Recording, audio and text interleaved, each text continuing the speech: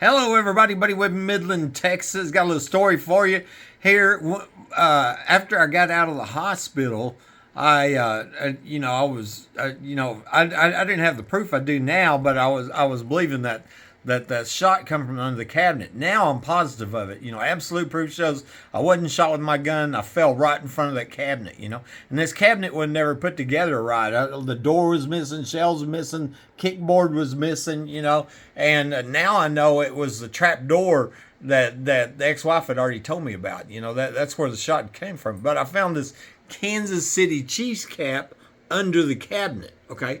Well, and then I also pulled the cabinet and found concrete there. So I believe when the concrete was poured, the 10 days I was in the hospital, that's when they covered it up from where I shot from. And whoever did that, they dropped that cap. I believe the cap was left after the murder attempt. Okay.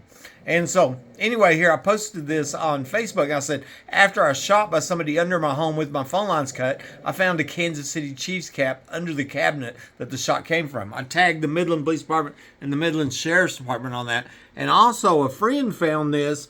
This is the obituary for Mike Lawhon, the previous owner's mom, Susan Margaret Tennis, and it was a Chiefs emblem, okay? And she died in 2016. That was the house that Mike Lawhon supposedly died at, but I don't believe that, okay?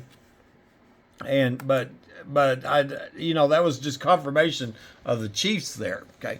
And I'm going to go on. I'll say Susan Magana, the sister of the previous owner, Mike Lawhon, saw me post a picture of the Kansas City Chiefs cap and then called me. She told me they had a brother in Midland named Brian Tennis that was a big Kansas City Chiefs fan. She just offered this information up, so I took it as a clue. Perhaps the Midland Police Department wants to investigate this. And what I did is went and found his obituary.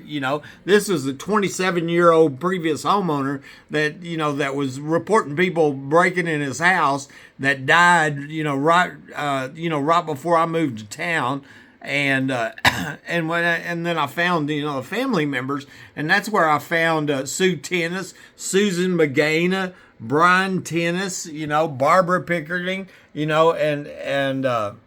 was from his obituary there. And then I was contacting him because I suspected Mike was murdered here. Now I feel sure of it.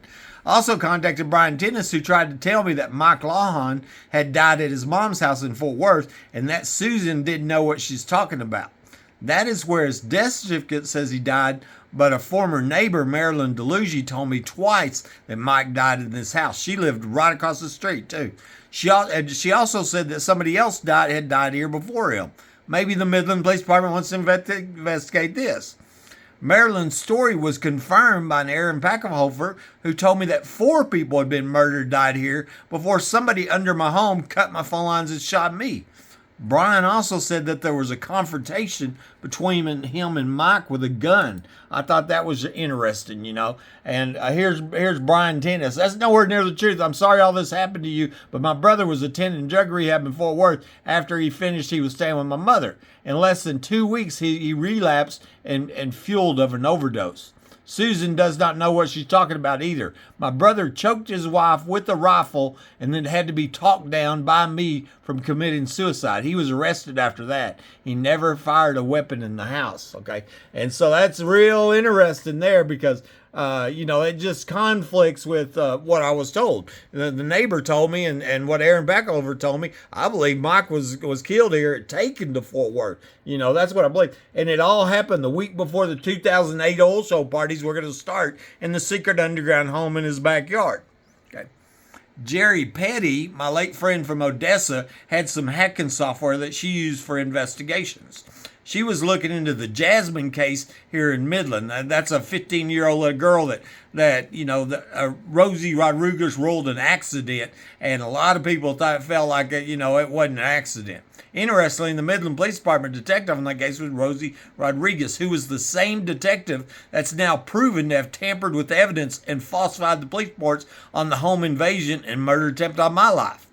Jerry told me that she found Brian Tennis's contact information in Rosie's phone. I wondered if they were friends and Rosie was covering up the crimes and murders for him. It shouldn't be hard to figure out if Brian's number was on Rosie's phone if you're a law enforcement officer. Jerry told me some other stuff too, which may have got her killed. She said that she found out that the guy over the DEA was involved in trafficking drugs in the area. I had called the El Paso DEA and Midland DEA, and I'd reported a suspected tunnel about a week before I was shot by somebody under my home with my phone lines cut. I wondered if somebody at the DEA had set me up to be murdered because I had reported crimes to them. I even wondered if there was other citizens that had done their civic duty, called the DEA, and now they're dead. You know what I mean? Because they never came and looked. And I called the El Paso and the Midland. That'd be verified phone records and probably police records, everything else. Here's Jerry, and here she was 41 years old and dies out of the blue after she was telling me, this stuff. But I know, I can't remember the name of that software she was using, but she wasn't really an IT person, but she just had that software, and you just pointed at somebody, get their IP address, and it hacks their stuff. It was automated hacking software is what she was using. And but anyway, that's where I figured that she got that information.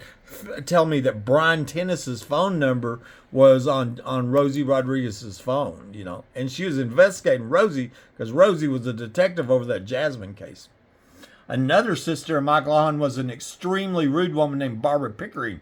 I wondered if she had information on the crimes and murders connected to underground homes, since she attacked me with slander when I'm the crippled victim of my home invasion and premeditated capital murder attempt. Maybe the police department wants to talk to her. And see, I didn't have all the proof I did now with a map to where the underground home is, 50 other homeowners. But here's Barbara Pickering right here. You need to get some help. I'm the sister of Mike Lawhon and the daughter of Susan Tennis. Okay, and here she said, I told her I'd block her here. I'll block you like anybody else. No, I meant psychiatric help. Screenshot that too for your accurate hard facts. Only a sick, twisted person would exploit the death of a man. And so, being that we know that there's underground home here, and so that puts her on my suspect list right there, smearing my name. And so maybe law enforcement wants to ask her if she knows about the underground homes. And and then if she lies, then they can arrest her. Another clue to the Kansas City Chiefs cap may be from this email that I got from Mark P. Jones. Told me that it was a Kansas City Chiefs fan, and he also mentioned how I'd been taught how to fake x-rays. That was very interesting, since there's proof showing that my x-rays were faked at the hospital on the night that I was shot with my phone lines cut. I believe that they cut off my heel bone and crippled me for life on purpose because of those faked x-rays. Maybe the Midland Police wants to investigate this. Okay, so there's the email address right there, Mark B. Jones, cheerful.com. Okay, there's the minute it was sent, September 15, 2017, 10:02. And so, do you watch much of the Kansas City Chiefs? Great football team. They're nothing like the Cowgirls of Dallas. So anyway, that's how I knew he was a Kansas City Chiefs fan. That's real. It seems important since I found the Kansas City Chiefs cap under the cabinet from where the shot came from.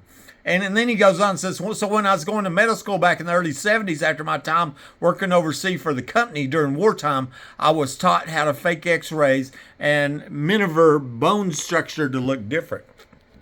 And it seemed like a big old clue right there with faked x-rays, capital attempted murder, etc. All you have to do is follow the email address. Okay. And then finally, Ricky Ronaldo told me that him and his brother used to go in the tunnels under this home when they lived here. Maybe the Midland Police Department wants to ask him if one of those tunnels was hidden under the cabinet where this Kansas City Chiefs cap was found. Okay, and there's Ricky Ronaldo right there. I used to live in that house years ago. When I was a kid, there were tunnels under the house. Me and my brother would always go down there. Okay, and so I think there's some clues into these crimes and murders here. Buddy Webb, Midland, Texas.